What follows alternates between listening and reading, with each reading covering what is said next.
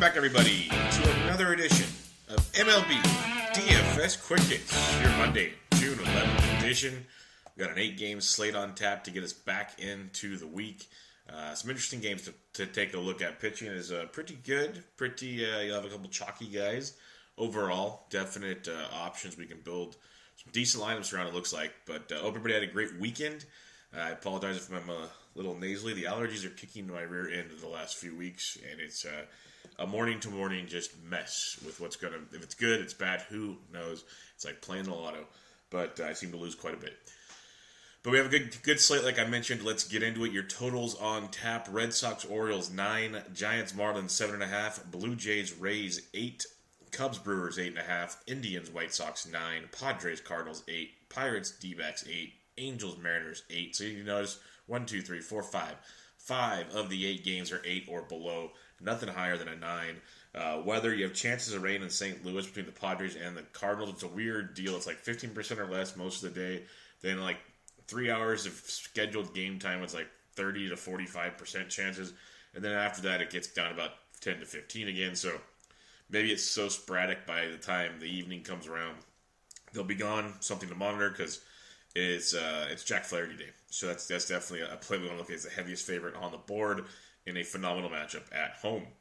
The other one is Arizona. It is 100 and balls out there. They're talking about 103, 104 around game time, assuming the weather's or the roof will be closed in Arizona. So let's just assume that now. I doubt they leave that one open, and that'll help with the offense indeed. Well, let's get cracking on this slate. You have 3 guys over 10K: Corbin, Carrasco, Bumgarner. Corbin, I'll let go at 11-2. Pittsburgh does not strike out a lot. Corbin's velocity has been up and down, and that lack of strikeouts really turns me off there. Maybe he gets it done. GPPs, no one's going to own him. So if you want to go there, knock yourself out. I'll be looking at Carlos Carrasco at 10-7 at the Chicago White Sox. We were worried about Cookie's velocity coming into his last start, and we shouldn't be worried, it looks like. 32.4 points against Milwaukee, struck out 10 in 7 innings, 10 ground balls to 5 fly balls, 8 innings, 1 earned, or 7 innings, 8 hits, 1 earned. Looked outstanding. He's going to face a White Sox team that strikes out 23.5% of the time. Cookie's a minus 190 road favorite in this one. Again, he's got a big strikeout rate, a swinging strike rate of 13.5%, great ground ball rate. Everything you want to see there. Lefties 289, righties 334. So Cookie is a really good look there at 10-7. I'm not worried about his velocity anymore, as it looked much better in his last start. Maybe it's just a mechanical thing, a flaw thing. We shall see. Maybe it comes back and we go back to being concerned about Cookie. But for now, Carrasco at 10-7, definitely in play. The wild card in this 10K and above range is Madison Bumgarner, 10-4, coming to his second start of the season. Made his debut against Arizona, 6 innings, 8 hits, 2 earned. He gave those 2 earned, I believe, in the first inning. Then he really dialed it in. Got 3 strikeouts, but he had a swinging strike rate of over 12%, so don't let that concern you. He had 14 ground balls to 1 fly ball. That's outstanding. 82 pitches. I'm still confused on why he only had 82 pitches when I know he was stretched out pretty good for the most part in his rehab starts. So I'm guessing 95-ish should be just fine tonight, I would hope.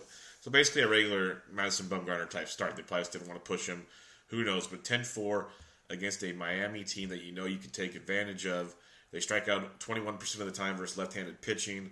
They have a team total of 3.35, second lowest on the slate. Lefties 323, righties 293. Small sample this year for Bumgarner. But the Marlins at 300 WOBA. That is the last line of defense for average. They were about to be below average if it was .299. And they have a 126 ISO, which is way below average against left-handed pitching. So Bumgarner at 10-4 could be a very nice pivot off of Carlos Carrasco. Everyone's going to want to go to Carrasco. I mentioned he's a heavy favorite. He's in a great matchup against a strikeout-prone White Sox team. He's probably, on paper, the better play than Bumgarner. Bumgarner could be sneaky nice for $300 cheaper and could differentiate it between the two quite well. So up top, I got Carrasco 1, Bumgarner 2. But if you are worried about ownership, Bumgarner should be the one you'll take over Carrasco for the lower owned player. Dropping down to the 8s and the 9s, Andrew Heaney. I do like this guy a lot. Seattle's got some good bats versus lefties. At this moment, I'm going to lay off of Heaney and go elsewhere. There's a lot of pitchers I like tonight, and it's more kind of where do you want to plant your flag tonight. I'm going to start with a guy like Joe Musgrove, $8,500 at the Arizona Cardinals. Musgrove has been really good since coming off the DL. In his 3 starts, 30.8, 21.2, 11.1 his last time out. A little bit of a hiccup there. But he has 5 or more Ks in every start. That's something I definitely am taking a look at, which is great to see, especially when you face an Arizona team that strikes out over 25% of the time. So he's got a ground ball rate in the 40s, which is very, very nice. Arizona team totals 4.4, lefties 301, righties only 254, so he's really getting those right-handed bats out in those 3 starts. And Arizona, 278 WOBA and a 141 ISO, both below average versus right-handed pitching. When you think about it, they just went into Coors and had their Coors experience. They did very, very well. Now they're coming back home to the Humidor. This could be a very, very nice play from Musgrove. Arizona, maybe their bats woke up. But we've seen it time and time again. When teams leave Coors, it takes a game or two to get back to reality. And maybe we look that way. We've seen their Arizona's offense be very, very average at best at home this year. It's really struggled. And Musgrove at 85 could be a nice pivot play off of our next guy, Jack Flaherty, at $8,300. Like I said at the top, I woke up to it in the SD Slack chat from Mitch. Jack Flaherty day, and it sure as heck's going to be. He's coming off a rough start in his last two outings. Miami, 9.3 points. Pittsburgh, 10.5. Prior to that, though, he's been outstanding. Really, really good stuff. Basically 20 or more point potential. A couple of hiccups, though. He's a young pitcher. He has his good starts. He has his bad starts. But overall, pretty good. At home, in a good pitching environment against a San Diego Padres team that is not very good. 26% strikeout rate. Flaherty's got everything you're looking for. Padres have the lowest team total at 3.3, just below the Marlins. Lefties 332, righties 276. Below average 289 WOBA, below average ISO of 127. The Padres line up as a phenomenal matchup. Left-handed hitting-wise, you have Eric Hosmer to worry about. Then it's Jankowski, maybe Rafi Lopez behind the dish. Freddie Galvis, I guess. Yeah, that's all I can think of off the top of my head. There's not much lefty bats, period, in that lineup, let alone ones that scare you. So Flaherty is a great player. Everyone's going to be on him. And I'm not saying don't play him, because I think Flaherty is phenomenal. I love Flaherty season-long. DFS, Flaherty is a great pitcher. I mentioned on many of my podcasts and other podcasts that, you had Flaherty, Reyes, and Weaver, the big 3 young guns in their lineup. And I thought Flaherty was the best of the bunch this year. And, Reyes, they say he's got the best going forward, but now he's hurt yet again. So Flaherty might be their guy, and he is that good. So I think he's a very, very, very good play tonight. But Musgrove can be a pivot at 8,500 for 200 more, ownership-wise. Or you go to our buddy Jose Quintana, $8,100. He's been better on the road this year, 18.6 DraftKings points, the 2.62 ERA, compared to 13.1 points at home and a 6 ERA. That's 6 starts in both spots. So we're getting a bit of a sample going here. Versus Milwaukee, he started twice against them this year, 13 innings pitched, 5 hits, 0.0 ERA, 0 earned runs in those starts. 3 walks to 13 Ks, a K per inning, averaging 29.2 starts per game against Milwaukee. He's having a good time there. He's looked better. His last 2 starts, 26 or more points. He's at 26 or more in 3 straight starts. He's just been very up and down, but he's been a lot more, I'm saying, consistent of late in 3 of his last 4. It's usually a control thing with him, and he's done it well against Milwaukee. Milwaukee's a team that will strike out for you. They're showing only a 20% K rate versus lefties this year, but I guess that's what the numbers are showing here on Fangraphs. But that just seems a little off because Quintana, he's had phenomenal success against Milwaukee. We know they will chase stuff. He's got a ground ball rate about 45%. He's got his own strikeout rate closing in on 26%. Milwaukee's team total is 4.1. It's middle of the pack. Lefties 282, righties 333. They have a below average 293 WOBA and 141 ISO, both below average versus left-handed pitching. So, they do have the guys that can run into the ball. You got Jesus Aguilar crushing baseballs. Ryan Braun loves facing lefties. Go up and down that lineup. Lorenzo Cain is another big bat versus lefties. Tons of them. I can keep going, but I won't. At the same time, he's managed to get them out left and right. We've seen that offense be lackluster. And as a pivot off of Flaherty at 8,100, I think it's outstanding. So in this 8K range, you got Flaherty number 1. He's got the best matchup, yada, yada, yada.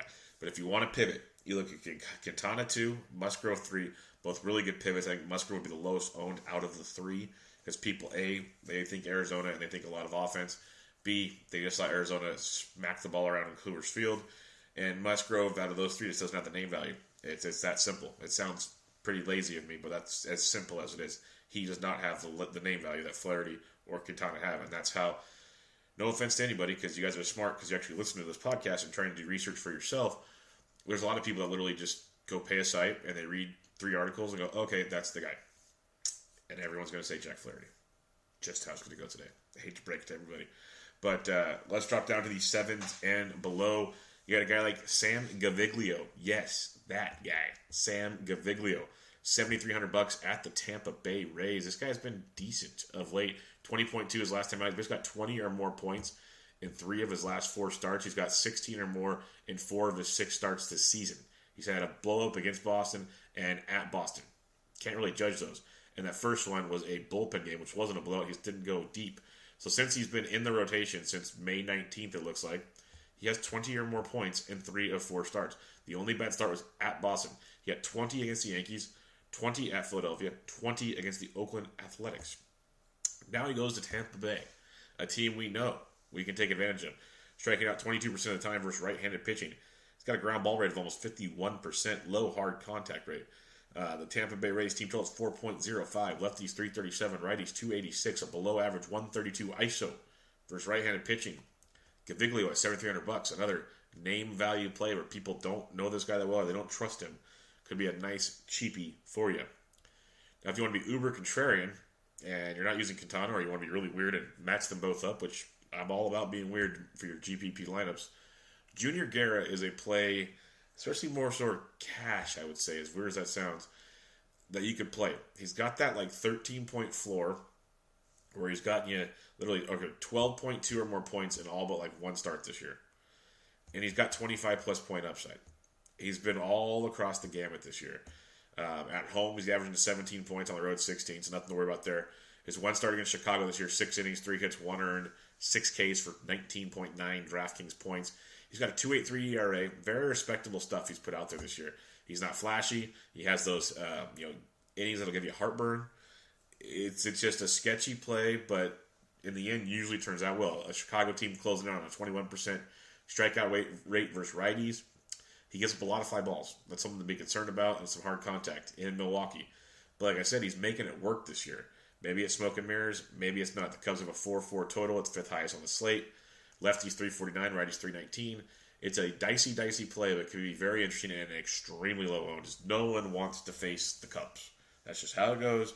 Even though the Cubs' offense isn't as dynamite as it's been in past, it's still good, but it's not like off the charts, just crazy. So you got a guy like Junior Guerra at 7K, could be very, very interesting. And the last guy we'll mention here will go all the way down to the bottom. Ryan Yarbrough, $5,600. Usually he comes in after the opener. Well, the opener got used yesterday, so Yarbrough is on duty. He only got you 2.8 points his last time out. Prior to that, though, he was a 20-plus point pitcher in his opening starts. Prior to that, 3 straight starts of 20 or more. He was 16.5 or more in 4 of 5, or 5 of 6, actually. He's been really, really good this year. At home against Toronto, a Toronto team that strikes out over 22% of the time versus right-handed pitching. I think Yarbrough is going to be popular at this rate. A team total below 4, 5th lowest on the slate. Lefties 301, righties 333. The Blue Jays do have a little bit of thump. There's no height in that, but Yarbrough at that price tag at $5,600 could come into play very, very nicely. Let's recap your pitching up top. You got Carrasco 1, Bumgarner 2, but Bumgarner will be your if you're worried about ownership, Bumgarner's your man. In the middle, you got Flaherty 1, Quintana 2, Musgrove 3. Flaherty best matchup by far, but again, Quintana and Musgrove to pivot off of for ownership. And I don't mind them at all. I like all those plays really well. If you want to mix and match 8Ks alone, you get all the bats. I don't hate it at all. I think all 3 of those guys have just as much upside as the Carrasco-Bumgarner combo. And then down below, you got Gaviglio, or you got Ryan Yarbrough at 1, value alone. Then you got Gaviglio 2, Guerra 3. Guerra is that GPP play that could really be interesting. If he goes off, the ownership will be super low, and you will have a field day with that one. All right, let's get into the bats on this 8-game slate. Before we do so, let me talk to you about Draft. Draft.com, draft in your app store. Great way to play fantasy sports. Snake-style drafting, just the way you like it, just the way you do it at home in your home leagues, season-long leagues. And you draft in under 5 minutes. You get paid out the next day. Tons and tons of fun. You got baseball, as we're obviously talking about here. You got golf. You got the U.S. Open this week. Great tournaments to play there. Go check those out. You got best ball for football. And if you want to get in for free, use promo code SDSports when you make your first deposit. And you'll get entry into a free $3 tournament. So it's a great way to play fantasy sports. Draft.com. Draft in your app store. Promo code SDSports at checkout for entry into a free $3 tournament. Now let's go to those bats. As you know, we have a loaded slate here. I mentioned 8 pretty good pitchers. Well, it means there's 8 really bad pitchers we can turn, or at least mediocre, probably 5 or 6. So let's get in it. You got Cervelli versus Patrick Corbin. If you want to be really weird, he's 4,100, and he hits lefties extremely well. You're not many are going to go up here, and I don't blame him if you don't. But Cervelli against Corbin can be good as righties. Have hit Corbin very well. If not, Posey at 4K versus Chen, I do like quite a bit. Chen has been off and on sneaky good. Maybe he's a GPPA play I didn't break down, but I don't trust him at all. The Giants' team total is 4.2, and lefty's 279, but righty's hitting 340 off of Chen. And the Giants' offense has been playing much better. Maybe Chen gets it done again. Who knows? But Posey at 4K could be a nice little play for you there. When you go down, Yadi Molina at 3,600 is in play. If Nick Hundley gets to start for the Giants at 35, it could be another cheapie you could like. They've been playing Posey at first quite a bit, especially against lefties with Belt out right now. So someone to keep an eye on there. Yan Gomes has been unconscious this last week, playing really, really well. Went deep again yesterday. That was, I believe, back-to-back games. Yeah, back-to-back games with homers for him. He's 3,300 versus Lucas Giolito, who shouldn't be pitching in the pros right now. The guy needs help in the minors, and he needs to find it really quickly. You got a Cleveland team with the highest team total of 5.25. Lefties 430, righties 359. So a little young Gomes action at 3,300 could be a sneaky, nice look for you there. Mike Zunino, power bat versus Heaney at 3,100. When you look at Seattle, lefties 239, righties 333 off of Heaney. So Zunino could be a cheapie you're looking at for some power upside there. A little bit farther down, it's a little bleaker on a slate like this because you got the big boys. But Martin Maldonado at $2,800 career-wise has hit lefties extremely well. LeBlanc's been hit and miss good this year. But lefties 331, righties 337. So if you want some value, a Martin Maldonado at $2,800 could be a nice kind of punt play for you there. Otherwise, again, Rafi Lopez 27 versus Flaherty. Alex Avila at 26 versus Musgrove, but Avila's been so bad. It's hard to even utter those words off the tip of my tongue. He's been really, really bad. But other than that, you check your lineups. I think Maldonado might be the cheapest we're looking at right now, unless you want to fade Carrasco or something. First base, you got Goldie versus Musgrove. Goldie's been on fire, coming back home now. But Rizzo versus Guerra at 47, if you don't believe in that. Mitch Moreland at 46 versus Bundy is interesting. But you got Jesus Aguilar and Ryan Braun if you're fading Quintana. You can definitely look that direction. But that's a lot of what-ifs at 4,400 and above. Then you get to Jose Martinez, who has been on straight fire. Like fire emoji after fire emoji after fire emoji. He had 8 points yesterday, but then prior to that, 20 points because of homer, 32 points because of 2 homers, 19 points because of a homer, 17 points, 8, 9. So 8 or more points in like 6 straight games. Boy, straight crushing baseballs right now. Crushing them. He's $4,300. He's against Jordan Lyles, who, let's just be honest, not that good. Cardinals a 4.75 total, second highest on the slate. Jose Martinez could be in play again today. He's not a must play by any means, but in a very, very nice spot for you there. CJ Cron at 4K for your GPP desires is quite intriguing. Justin Smoke at 3,800 versus Yarborough is a very solid play at that price tag. Another one I absolutely love, especially because of the ballpark in Chicago. Yonder Alonso at 3,700 definitely brings some value back against Giolito. We've already mentioned the Indians' highest total. Lefties are hitting 430 off of Giolito. Yonder Alonso always overlooked. He's one of my favorite plays on a lot of slates if I want to save at first base. Because it's overlooked, and he doesn't light the world on fire. He doesn't have that massive upside like a Rizzo or some guys have, but he definitely can run into some. And if they score a lot like they can on certain games, he's always in the middle of it. So he's a guy I'm not saying he's always a must play, but he's a guy don't forget about. He's very cheap, very usable. Jake Bowers, I loved him over the weekend. He was nice, like 3,200. This kid can hit. He's one of their top prospects in Tampa Bay. They got rid of Brad Miller to bring him up, which means he's going to play almost every day. His first 2 games, got off to slow starts, 0 for 4s, but then 2 for 4, double and a run scored, 1 for 4 with a double and a ribby, 7 and 10 points in his last 2. The kid can hit. He can hit with some power. He's $3,500. He was batting second, I think, over the weekend. And again, lefties 337 off Sam Gaviglio. So a guy like Jake Bowers at 35 could be a nice cheap option for you there as well. He reminds me a lot of like a Justin Smokish, Justin Bohr type guy. Just a big lefty that can rake. Ryan Healy at 35 and Josh Bell at 34, 2 other cheap options. So first base, obviously the big boys are up top, but if you want to save some cash, you can definitely come down a bit and make it work for you.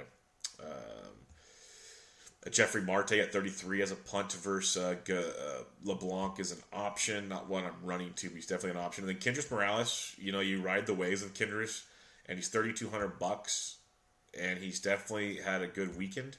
17 points yesterday as he went deep. He had 8 points on Saturday, a 0, and then a 6 and 8. So like three of his last 4, 6 or more points, 8 or more in 2 of those, or 3 of those 4, or 3 of those 5, I should say. My bad.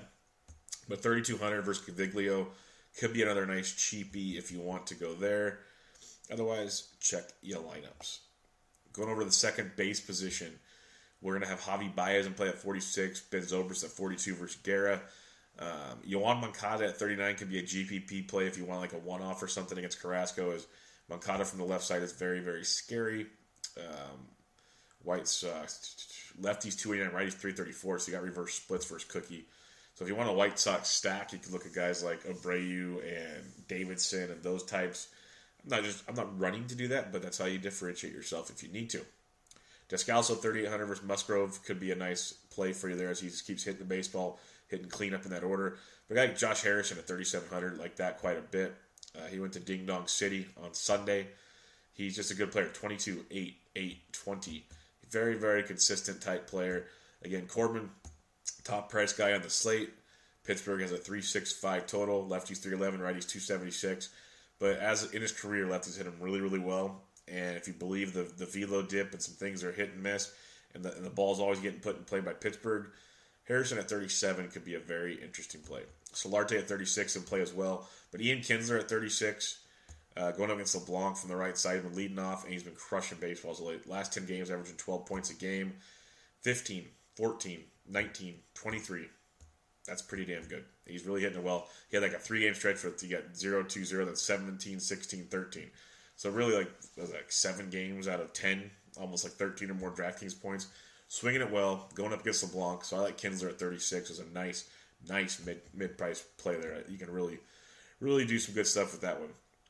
Farther down you look, though, it's not great. Matt Carpenter is, wow.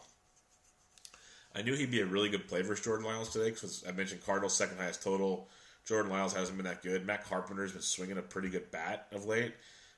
10 points again yesterday. 10, 19, 13 in his last 3. Overall, just been playing really, really much better, I should say. Second base, third base eligible is only $3,300 versus Jordan Lyles. He's going to be way chalky today. Way chalky. My Lanta, that's going to be chalky. But, yeah, you can't, it's hard to pass it up either at $3,300. That's a great play. Yep, keep that one in the back of your pocket. And then Ketel Marte at 3,100 versus Musgrove, second base shortstop, is also a nice cheapie you can take a peek at there. Other than that, check your lineups and see what else pops up, because after Matt Carpenter, you shouldn't be going too much farther. That's a plug and play, and you move along. Third base, Jose Ramirez at 5,600 against Lucas Giolito is outstanding. That is a great play. Chris Bryant's always worth a look, too. Jake Lamb at 41 is okay. Don't hate it. Descalso at 38. So third base is kind of weak tonight.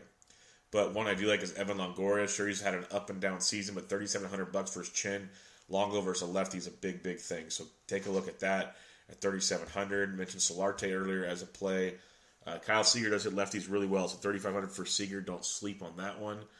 Again, Matt Carpenter at 33. If you need to go down there, that is a great play. Really good play. Really good. Yeah, DraftKings dropped the ball on that one. All right, let's go over to the shortstop position. And you got Manny Machado at 51. He's worth a look against the knuckleballer right. But Lindor at 5K versus Giolito is outstanding as well. Xander Bogaerts and GPPs at 47 I can get behind. Brandon Crawford's 4K. He can hit lefties, so I'm not saying run the play, but don't be scared off by it either. Yair Munoz, third base shortstop against Lyles at 37, could be a cheaper shortstop option if you need to go there, as there usually aren't a ton of cheapies to go building your lineups around. Ketel Marte at 31, I can see as an option as well. And when you drop down below, like a Miguel Rojas at 29 against Bumgarner's dicey. Sean Rodriguez, outfield shortstop, loves facing lefties. He's 2,800, so is Jordy Mercer. So maybe see where those guys fit in a lineup. They could sneak into some value for you there. Mentioned Freddie Galvis earlier at 27. He could be another cheap option if you need to go there. But none of them are outstanding by any means. Let's head to the outfield. Loaded as always. Trout at 6K versus LeBlanc's outstanding.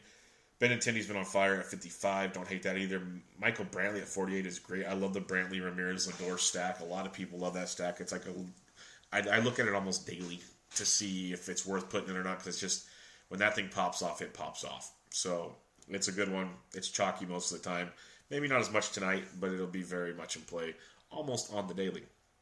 Tommy Pham at 45 versus Jordan Lyles should be worth a look for you there. Ryan Braun again, 4,400. But Justin Upton at 43 versus LeBlanc. Do you like that a little bit there? Schwarber at 42 for a cheaper piece. Lorenzo Cain at 42 as well in that same matchup. Starling Marte at 41 versus Patrick Corbin will be an overlooked piece. Like that a lot. Teoscar Hernandez has been heating up again. He's 4,100 versus Yarborough. Don't sleep on Teoscar. He's got tons of power versus righties and lefties, so don't sleep on him at 41. Nelly Cruz and Mitch Haniger at 41 and 4K respectively. Cruz versus a lefty at home is always on the books. Andrew McCutchen is heating up, ladies and gentlemen. This is not a drill. He does this from time to time. He had a 0 yesterday, but that was in a pinch hit. He had the day off. So his last 2 starts, 10, 19, 14, 6, 14, 23, 4, 10, 8. He's heating up. He's 4K. He's facing Wee and Chen. So keep an eye on McCutchen. It could be a nice play for you there in your GPP lineups. Jankowski at 39. Yeah, maybe. But Marcell Ozuna, another guy's kind of heating up, not quite as much as McCutchen. Had a big weekend though, $3,800 for him. He could be in play for you. Ian Happ at 37 is a GPP type play. Curtis Granderson at 36, he's been hitting homers as of late. Against Yarborough, leading off could be a nice play. He had 41 points yesterday. He had 14 on Friday. So keep an eye on the Grandy man at 3,600. Still really cheap for a GPP. He's a GPP play, not so much a cash game play. But against Yarborough and in that Rays bullpen, he's definitely in play at 3,600. Mac Williamson in your GPPs against Chin at 36 is worth a look. Adam Jones versus Stephen Wright at 35 is an option as well. You go down to a little bit farther, below the 35 range. A guy like Randall Grichuk at 34 had a big weekend. He'll be a little more popular than he probably should be. Fernando Reyes at 34 is in play for GPPs at all times. That's just the way it goes. Dexter Fowler at 33, not running to play that, but it's a decent cheapie if you need it. Not as good as Matt Carpenter at second base or third base, but he's there. When you get to the bottom of the 3K range, it gets a little less attractive as you'd expect.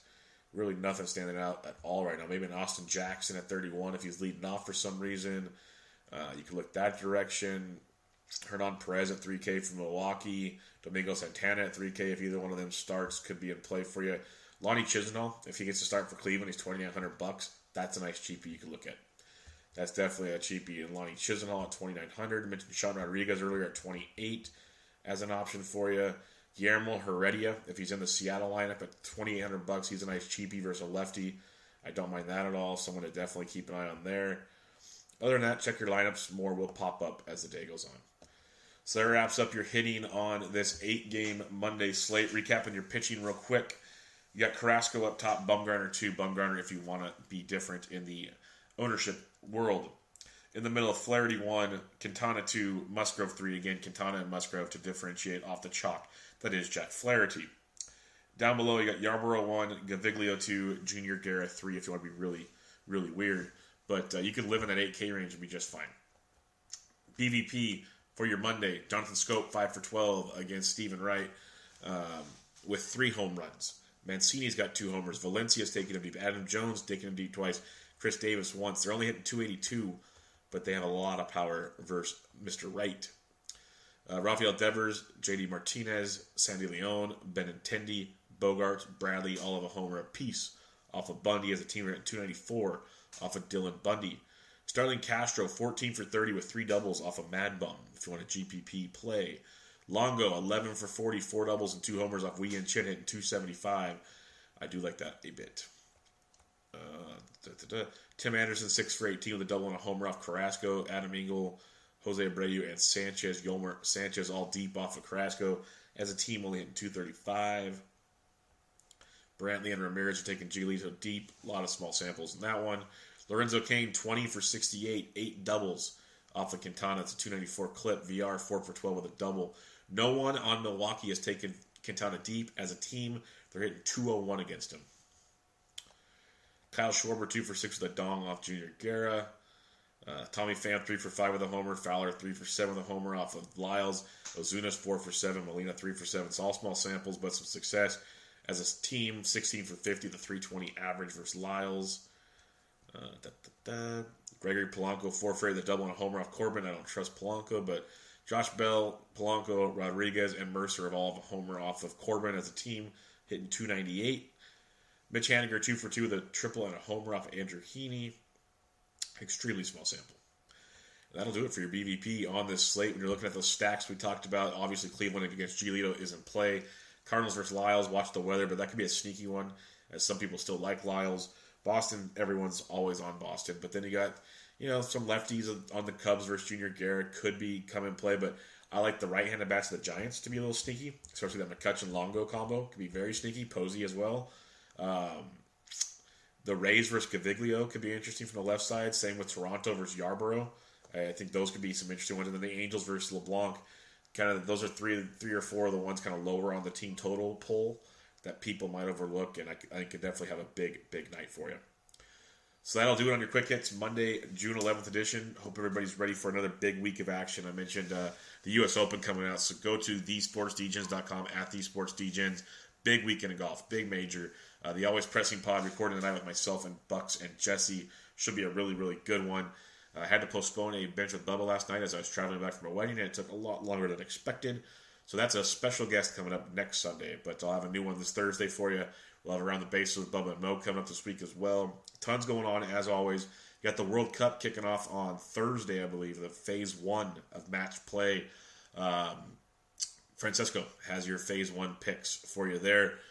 Lots going on at the Sports DJ, so go check us out. I'm on Twitter @BDentric. Join us in the Slack chat with any of your questions for all sports, gambling, fantasy, the world, you name it, we got it. So check us out. This was MLB DFS Quick Hits, your Monday, June 11th edition. I'm out.